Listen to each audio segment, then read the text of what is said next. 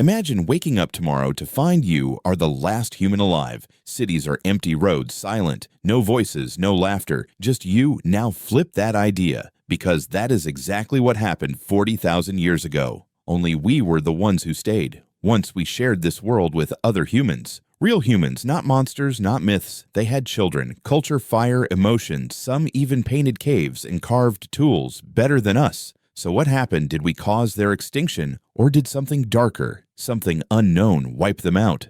This is not just a story about ancient times. It is a story about us and what it means to survive when no one else does. Imagine looking in the mirror and seeing a stranger staring back. Not in the sense of a bad hair day or an identity crisis, but something deeper, something ancient, something not entirely you, because as strange as it sounds, your body is a mosaic of the dead ancient humans who walked the earth tens of thousands of years ago, and they are still here, in your blood, in your lungs, in your brain. We used to think Homo sapiens were the lone survivors of a brutal evolutionary contest, the last candle burning after the storm, but genetics tells a more haunting story. It turns out we did not just outlive the others, we absorbed them in 2010. Something astonishing happened. A team of scientists was studying the finger bone of a mysterious hominin found in a cave in Siberia. It was not Neanderthal. It was not Homo sapiens. It was something completely different, a ghost species unknown to science. They named it Denisovan. Then came the real shocker, when they compared the Denisovan DNA to living humans. Today, they found a match, not a fossil, not a theory. Real people alive today carry Denisovan DNA, who you might be surprised around 5% of Melanesians and Aboriginal Australians have it. Even people in Tibet carry Denisovan genes. And here is where it gets crazy. One of those genes helps the body survive at high altitudes. It is the reason some Tibetan people can breathe easily on Mount Everest, while most of us would struggle to survive. That is right. An extinct human species gave modern humans the genetic code for thriving on the roof of the world. But Denisovans are just one part of the ghost story. You have probably heard of Neanderthals, the supposed brutish cousins we love to mock. But the truth is, they were not stupid. They buried their dead crafted tools, even painted the walls of caves long before we arrived and when our ancestors migrated into Europe and Asia. They did not just push Neanderthals aside. They interbred. Today, almost every non-African human alive carries between 1 to 4% Neanderthal DNA. That means parts of your immune system, your metabolism, even your skin tone might be gifts from a species that has not walked the earth in 40,000 years. Some of those genes are helpful. They gave early humans resistance to viruses and helped them adapt to cold climates. Others, not so much. Recent studies suggest Neanderthal DNA may be linked to conditions like depression, nicotine, addiction, autoimmune disorders, even the body's response to COVID-19. It is as if their legacy still whispers in our cells, sometimes protecting, sometimes haunting. So how does this even work? Imagine your DNA as a massive library, billions of pages written in a strange alphabet of chemicals, A, T, C, and G. Somewhere in that library are sentences written not by Homo sapiens, but by humans, long gone. Their pages were copied, passed down, and are still being read by your body every second of every day. You might never see them, but your lungs still breathe with Denisovan altitude genes. Your skin still reflects ancient Neanderthal traits. Even your brain. Yes, parts of your personality may carry echoes of those long extinct people. It is not just science. It is poetry. We carry our ghosts not in stories, but in our cells. Now here is where things get even stranger. Most genetic studies have focused on Europeans and Asians because their DNA clearly shows Neanderthal and Denisovan traces. But what about humans from Africa? For years, scientists believed African populations did not mix with other hominin species, but now new evidence suggests otherwise. In fact, some African groups carry strange ancient DNA that does not match any known human species, not Neanderthal, not Denisovan, not even Homo sapiens. This has led to the theory of ghost lineages, extinct African humans who left no fossils, no tools, no names, only silent fingerprints in our genes. We may never know who they were, but they are part of us, which begs a bigger question. If your DNA is part Neanderthal, Part Denisovan part, something we cannot even name. Then what exactly are you? The idea of pure Homo sapiens is a myth. A fantasy evolution was not a straight line. It was a messy web of love, conflict, survival, and yes, interbreeding. We were not the lone survivors of a clean-cut species war. We were the blenders, the bridge, the last one standing, not because we were superior, but because we were adaptable. We did not just inherit the earth. We inherited everyone who came before you, have probably walked right over them and never known it. A trail in a forest, a cave wall, a bone buried under centuries of dust, evidence of other humans, not ancestors but neighbors. They are not in our direct bloodline, but they were there, living full lives, building cultures that vanished without leaving much behind. And yet we keep finding pieces in 2021. A remarkable discovery was made in White Sands National Park, New Mexico. What they found was not tools or bones. It was footprints, thousands of them perfectly preserved in hardened mud. They belonged to children, teenagers, and a few adults.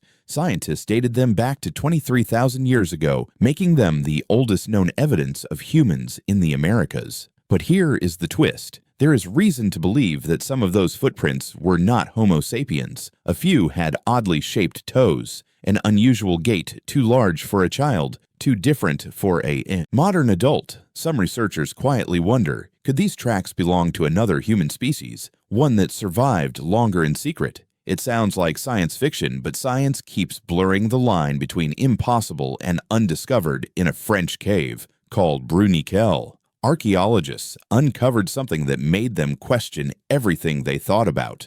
Neanderthals, rings made of broken stalagmites arranged in deliberate patterns, burn marks from fire-charred animal bones. But here is the kicker. It is 176,000 years old, long before Homo sapiens ever stepped foot in Europe. This was a shelter, a ritual site, a meeting place, and it was not built by us. It was built by them, the so-called brutes we once laughed at in textbooks. This was not just survival, it was culture. Neanderthals were creating spaces to gather, maybe even to feel something, grief, fear, awe. In other words, they were human. We often imagine Homo sapiens as the great artists of the ancient world, the ones who painted majestic animals on cave walls, who carved gods and goddesses from stone. But that is not the full story in Spain. A red painted symbol was found in a cave called La Pasiega. It is at least 65,000 years old, and that is long before we arrived in Europe. It was painted by Neanderthals. They also painted seashells, made necklaces, even mixed pigments like ochre with precision.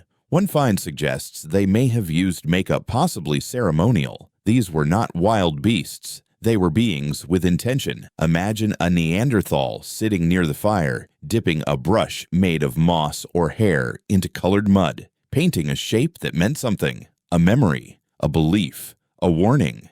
Now imagine we erased them from our story for centuries just because they did not look like us. One of the hardest things about understanding our extinct cousins is this: they left no written records, no books, no languages we can decode. But what if they did communicate deeply, just not the way we expect? Some researchers believe Neanderthals had complex speech. Their skulls show the physical capacity for language, vocal cords, throats, tongues, positioned like ours. They had a version of the FOXP2 gene, which in us controls the development of speech and language. Could they talk, sing, whisper stories around fires? We will never hear their voices, but that does not mean they were silent. And even if they did not speak like us, they may have passed on ideas in other ways, through ritual symbol touch. Perhaps what we call culture was not ours alone. Archaeologists once found a Neanderthal skeleton missing part of its arm. The wound had healed. This meant that others had helped him, cared for him when he could not hunt or feed himself. Another Neanderthal was found buried with flowers,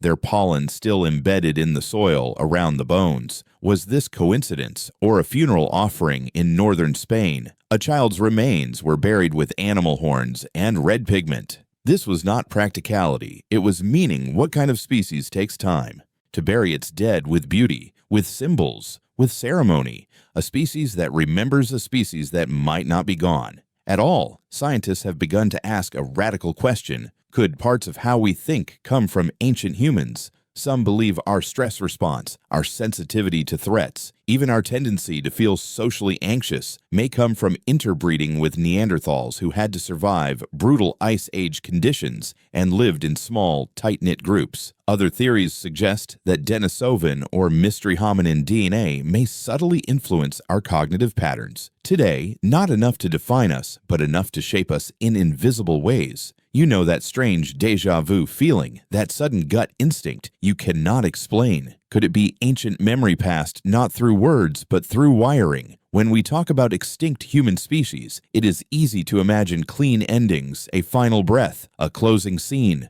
But that is not how it went. Neanderthals did not vanish. Denisovans did not disappear. They became part of us. Their bones are gone, but their shadows stretch through time into your heartbeat, your hair, your habits, into the way you learn, the way you love, the way you feel when you are alone staring at a fire or a star or a painting, wondering who you are. They are still here, ghosts beneath our skin. We like clean stories. One species rises, the others fall. The victors move forward, the past fades behind. But when it comes to human evolution, that story falls apart because evolution is not a line. It is a web, a chaotic, tangled web of almosts, maybes, and what-ifs. And for every fossil we have found, there are thousands still waiting or lost forever. This is not just a story of who we are. It is a haunting tale of who else we could have been right now. We know of at least 9 distinct human species that lived within the past few 100,000 years.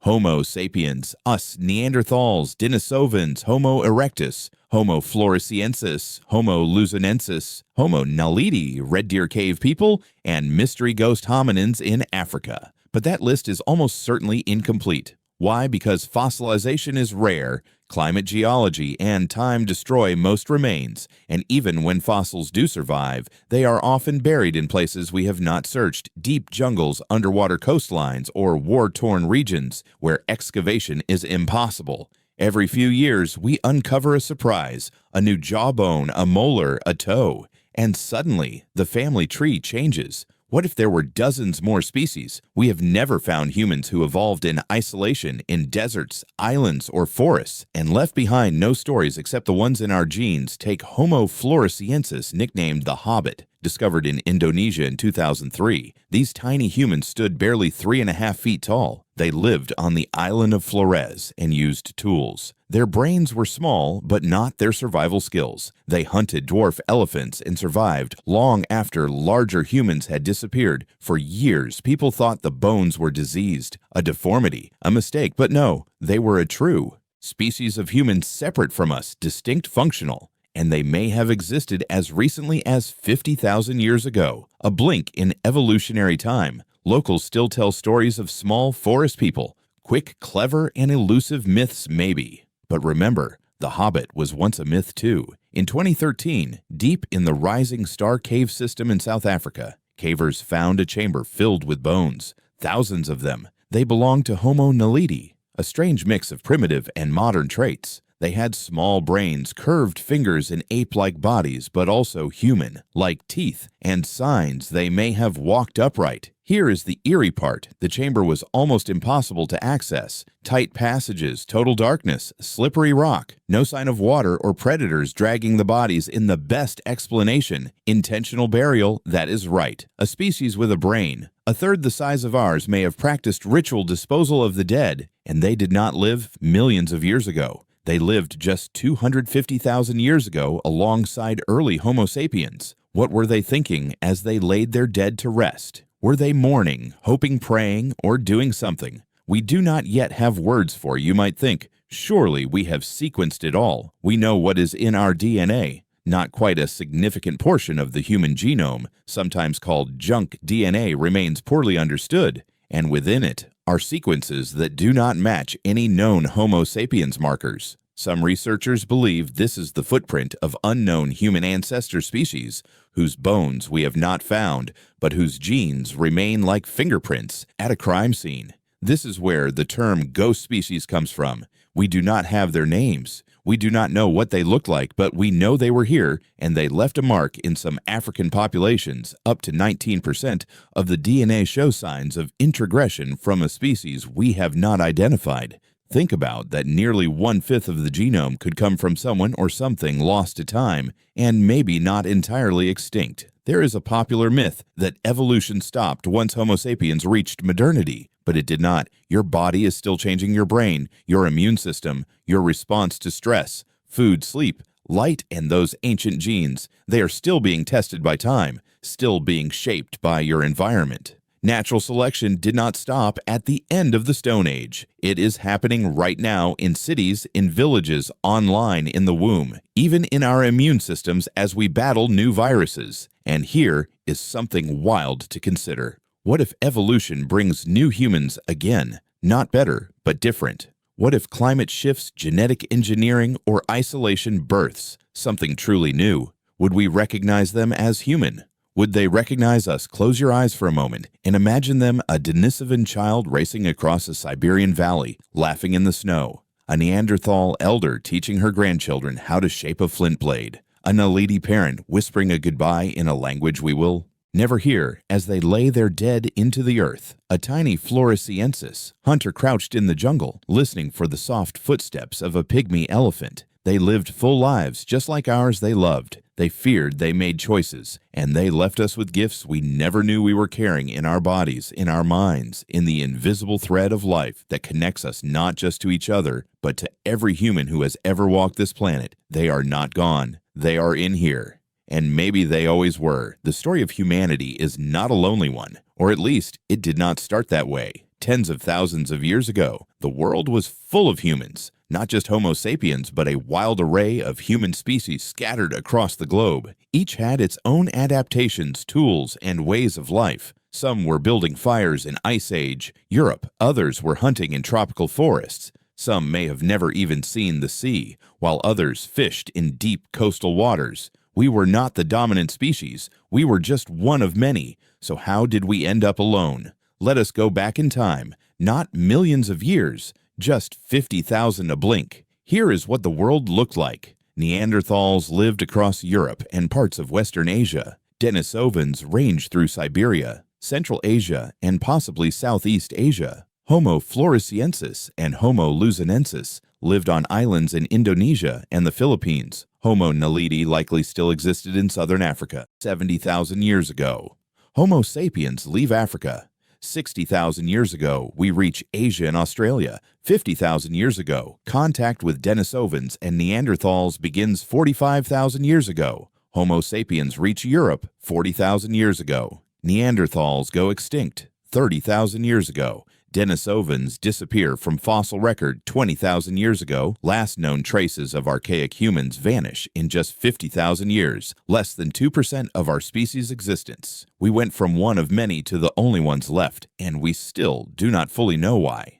Imagine watching your world shrink. Your tribe is smaller this year, the winters are longer. You hear stories of strange humans moving in from the east, taller, faster, bringing new tools. Strange languages, and more fire than you have ever seen. You are not afraid at first, but then the game becomes scarce. Your favorite shelter is taken, your sick start dying quicker, and one morning you realize you are the last one who remembers how things used to be. This may have been the final chapter for many ancient humans, but not all of them went quietly. Some of them held on, stubborn, isolated, and determined, long after their cousins had disappeared. We only have a few bones from the Denisovans, a finger, a jaw, some teeth, yet their DNA shows up all across Asia and Oceania. That means they did not just survive, they thrived for a while. In fact, the genetic evidence suggests Denisovans were more diverse than Neanderthals, or even early Homo sapiens. They may have split into regional groups, evolving separately in the Himalayas, Southeast Asia, and parts of Siberia. What happened to them? There is a theory that Denisovans lasted longer than we think, even coexisting with humans for tens of thousands of years. Some populations in New Guinea, the Philippines, and Tibet still carry Denisovan genes in high percentages, far more than just a trace. And some scientists believe they may have lived in remote mountain regions where humans rarely ventured, hidden in the clouds, forgotten. which raises an eerie question. Did we really outlive them, or did we just lose track of them over on the Indonesian island of Flores, Homo floresiensis? The hobbits were once thought to have vanished long before Homo sapiens ever arrived, but now evidence is shifting. New dating techniques suggest they may have been alive just 50,000 years ago, which overlaps with modern human expansion into the region. Some archaeologists believe that Homo sapiens might have encountered them not as competitors, but as neighbors. Local legends in Flores speak of small forest-dwelling people called the Ibu Gogo, described as hairy quick and speaking in murmurs. They supposedly stole food and mimicked human speech myth maybe. But ancient myths often carry the weight of real encounters. Imagine if a few small humans survived tucked away in a rainforest long after we wrote them off as extinct. What if they are still there? We often talk about the Neanderthals as if they were destined to lose, doomed to fade when Homo sapiens arrived. But let us look at the facts. They survived ice ages. They crafted weapons, shelters, and even jewelry. They interbred with us not just once, but multiple times. They adapted to Europe's cold and harsh terrain. Some Neanderthal communities lived in isolated mountain ranges far from human settlements. Evidence shows they may have persisted for thousands of years after others had fallen in places like Gibraltar. Yes, the same rocky peninsula where apes roam today. Neanderthals may have lived as recently as 39,000 years ago, clinging to cliffs and coastlines. Imagine being the last Neanderthal, not metaphorically, literally the last heartbeat, the last voice in a language no one else speaks. Watching a world of fire, lit sails, and strange newcomers creep across your land. It is not just extinction, it is erasure. We like to think of interbreeding between human species as rare or accidental, but what if it was more complex than that? What if the final chapters of these extinct species were not about battle or starvation, but about love, survival, and legacy?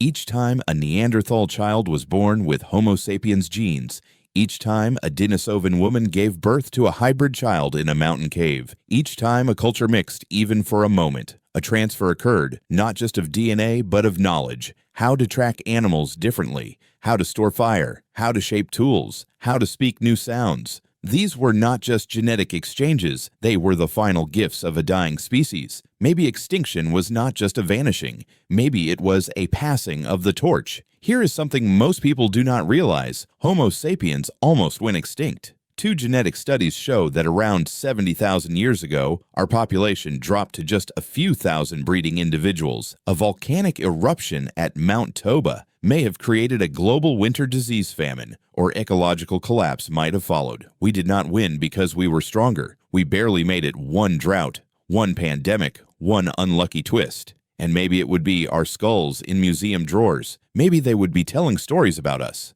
The sapiens, they had potential, but they could not adapt. Survival was not destiny. It was luck timing and a bit of genetic theft from the others who did not make it. It is strange to think about extinction in slow motion. We imagine dinosaurs wiped out in an instant, but for humans, it was more like a long dusk. Imagine the final Neanderthal fire flickering in a cave, while Homo sapiens build towns nearby. Imagine the last Denisovan tribe moving deeper into the mountains unknowingly, leaving behind a world that will not remember their name. We are not alone in our story. We never were. We carry the breath of vanished species in our lungs. We walk with ancient footsteps inside our veins, and every time we wonder who we are really asking who we were. If this made you see yourself differently, share it. Let others feel the echo too. Like the video, subscribe for more stories that go deeper than history, and leave a comment below. What do you think happened to the others?